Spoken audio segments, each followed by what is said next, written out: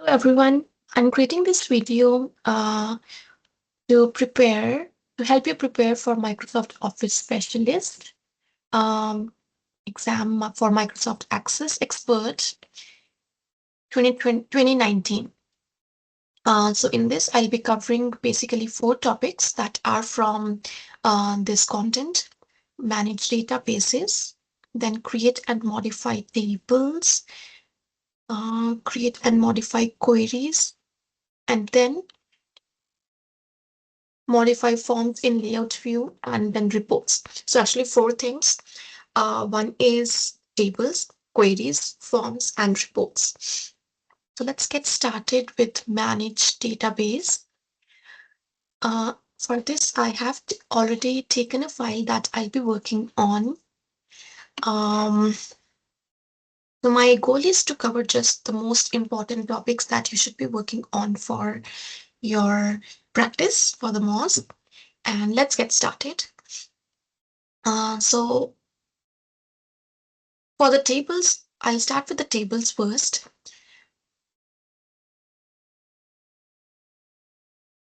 Hiding and displaying objects in the navigation pane.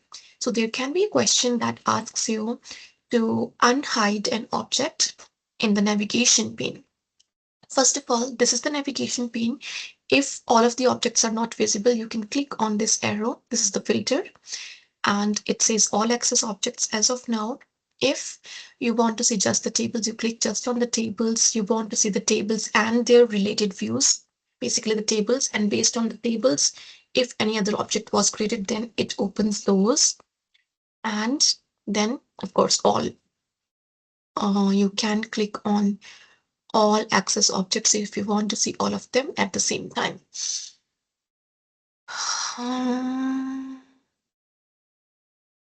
Object type, and then let me change to all access objects.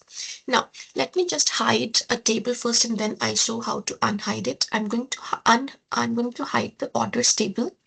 So to hide any table or any other object, right click and click on hide in this group. So you will notice that now it is not visible here anymore. Now I want to bring it back, but when I right click, I do not see the option of unhiding. That is because you do not find the option here. You will have to actually click on the navigation options to see the hidden objects. When you click there, the navigation options window will open and it says display options show hidden objects. So you see it is checked off.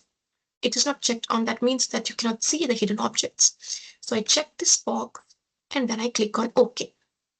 Now what has happened? It starts showing up, but it is still blurred, which means it is still hidden, but you can see it in the navigation pane. Now to unhide it completely, we're just going to right click and click on unhide in this group. So which means it is now unhidden in the navigation pane, but not unhidden in the group. So if you want to unhide it, click here. Or you can also go to the table properties and change the attribute from hidden to unhidden. So if it is checked, that means it is hidden. If you unchecked, that means it is not hidden.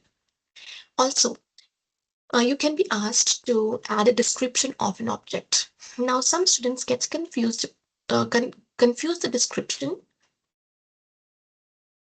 with this description.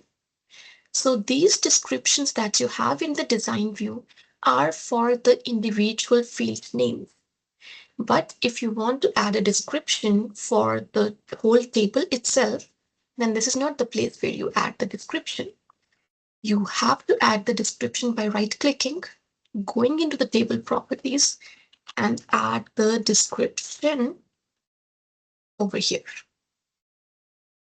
This description is very different because this description tells us what this whole table is about, but the fields description tells us about what the field is all about. Then what else? Let me open some relevant topic. Okay, let's take example from the order details, I guess.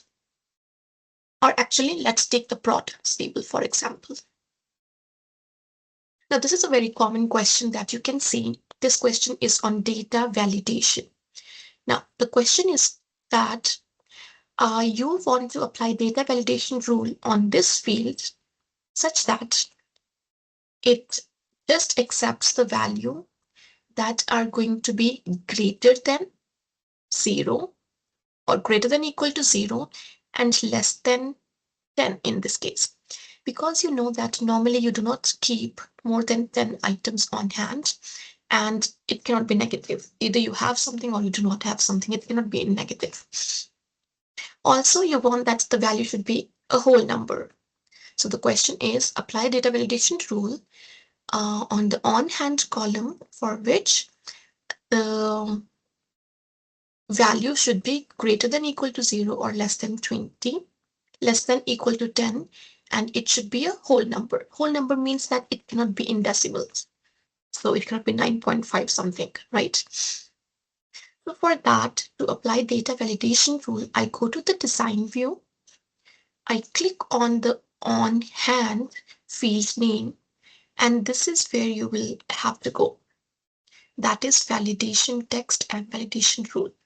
Validation text is the message that will be displayed in case this rule is not satisfied.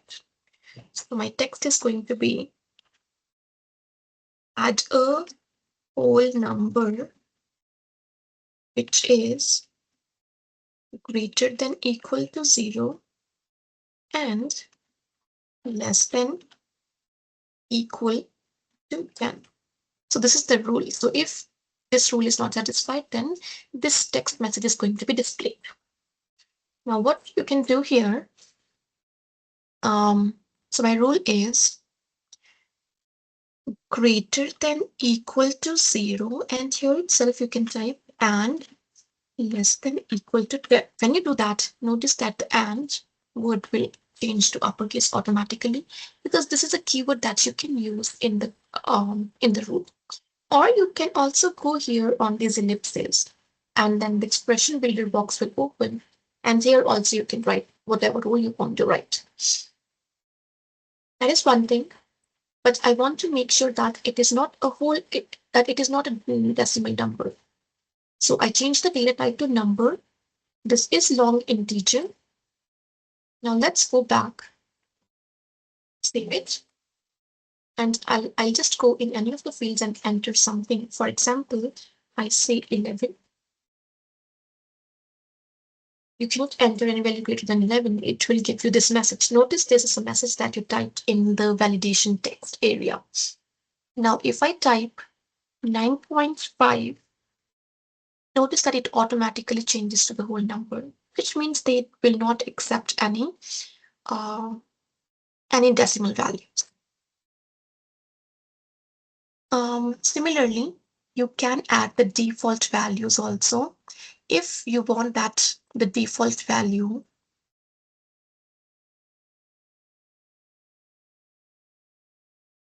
let's do the markup percent actually, because I have seen similar question in the MOS.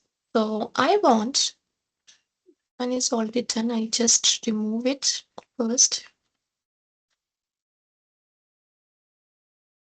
What I want that whenever someone comes to enter the new record here, by default, 50% should be displayed over here. Now, this is a very important question. I want any default value to appear, so they don't have to type it. They can change it if they want to, but they don't have to type in the first place. Now, if you type 50% here, that is in the default value, if you type 50%, you will notice that you get invalid syntax. That is because you cannot type percentage here. So there is another way to have percentage written in the number format, 50%. How do you write 50% in the number? You type 0.5. So 0.5 is 50%. 0.05 will be 5%. So please do not confuse it. If you type just 50 here, it is going to become 5000%. which means even if you do it wrong one time, just come back in the datasheet view and see your results. I don't want 5,000, I want 50. So that's why I put 0.5 here and then go back and check. It is going to be 50%. So that is what I wanted. Now, I have done unhiding, hiding, and also unhiding a field from the table. So one was unhiding a table and then unhiding a field. Let me just hide a field first. This is how you hide fields in a table. Now to unhide it, you right click and click on unhide fields again. It will show you all the columns that are present. Check the one that you want to open and then it will start showing up.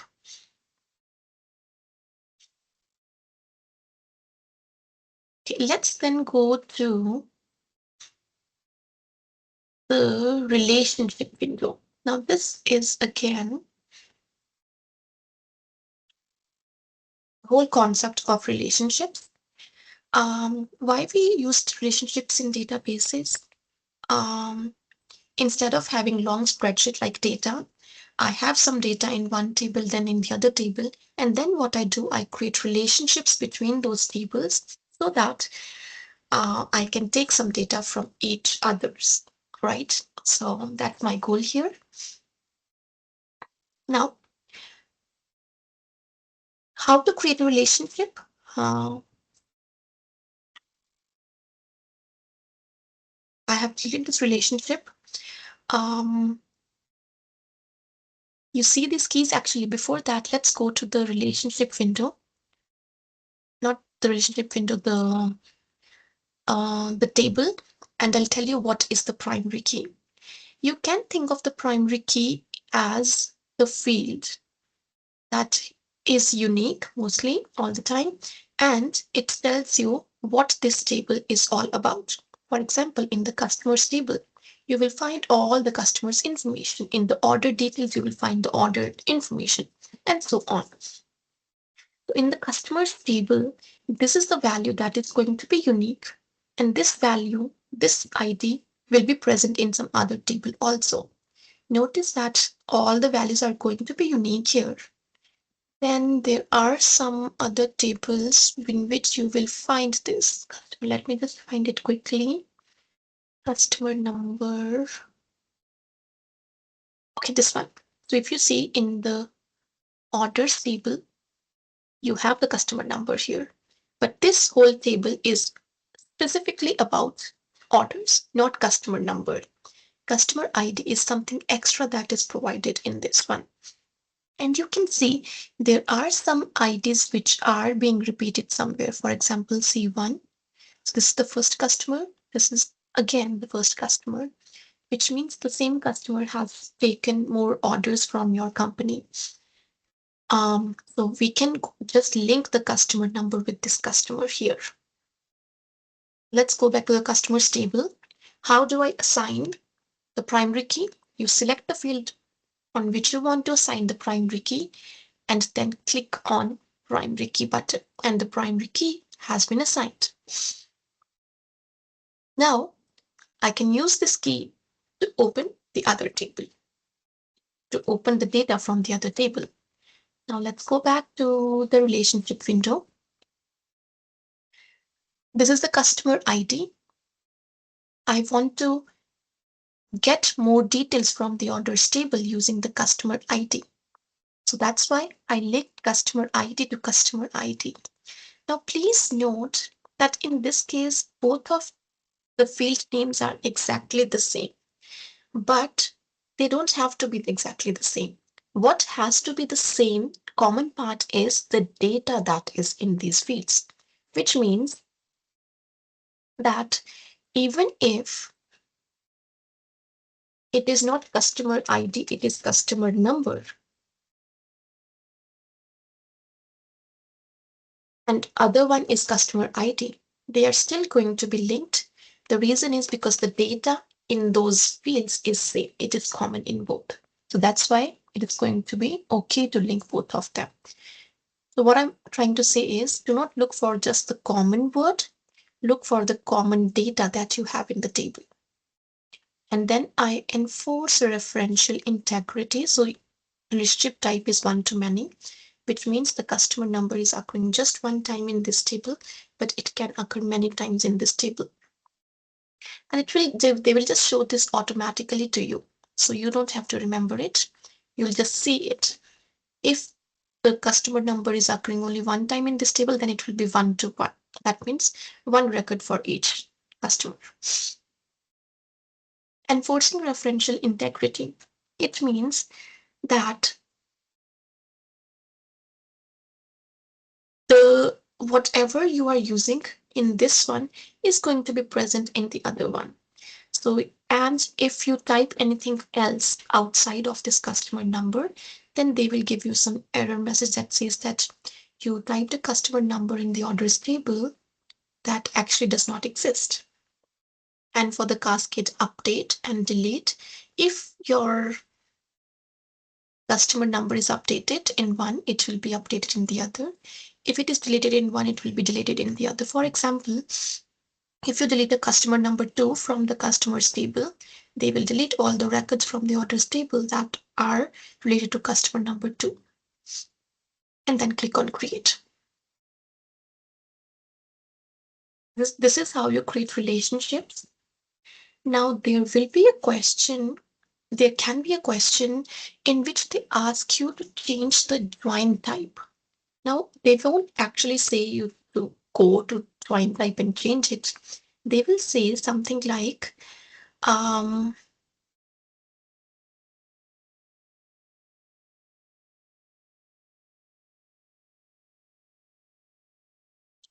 that apply a relationship type. I don't know exactly but how they phrase it, but they will say to include all the records from the customer's table, but only those where customer has an order.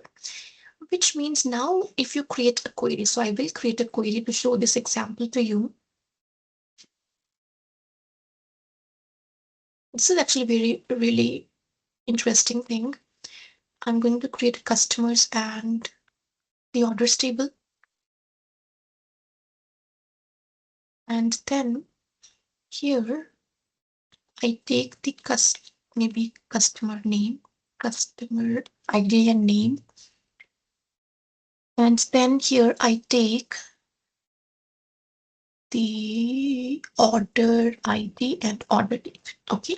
So now if you see all the results. But I want to see, so right now what it is showing, it is showing me all the records where they have something in common, right? Wherever there was customer ID for an order.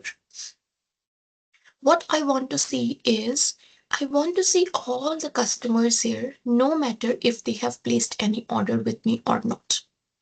So what I'll do, I will click here and I'll change the type of the relationship. It says include all records from the customers and only those records from orders where the joint fields are equal. When you click OK, and when you see the results, you see all of them because the reason is there is no customer who has not placed an order, and that makes sense because you have a customer only if they place an order with you. Let us try a different one. So now I'll do the opposite. Include all records from the orders and only those where the customers were joined. Then I run. Right now I do not see all, so I see all the orders. Actually, I should take some other example. Maybe products is going to make more sense. Okay, just give me a second. Products and order details. Actually, that is going to make much more sense. Yeah, I did the wrong one. Sorry. Order. So I'm going to take products and order details. So let's delete this. Products and order details.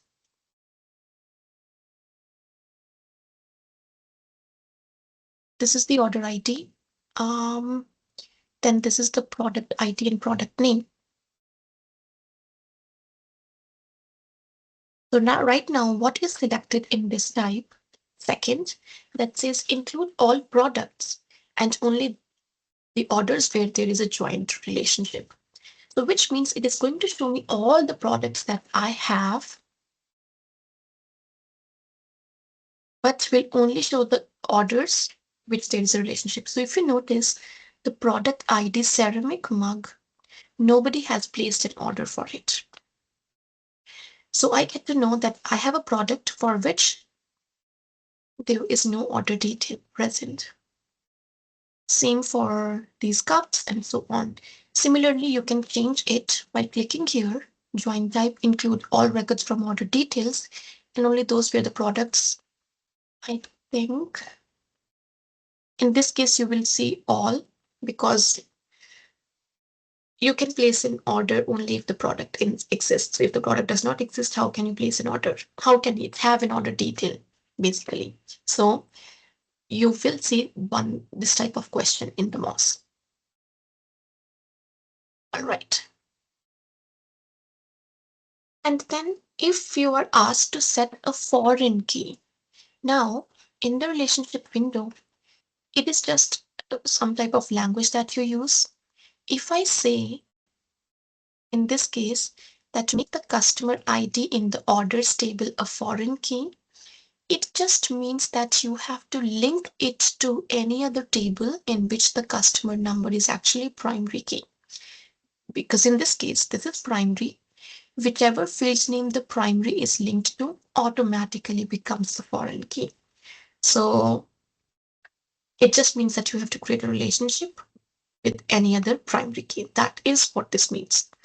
So primary key in a table is the main key that tells what is this table about, and the other table in the same key in the other table is going to be the foreign key. All right.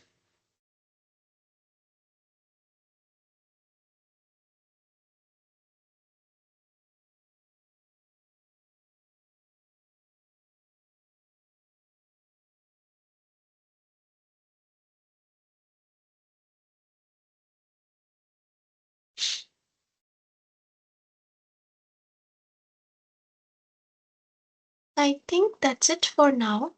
So what I'll do, I will keep on adding more videos for you to practice. I'm done with, so what I'm done with so far, I have done this part, the relationship, and then hiding fields in tables, then table description.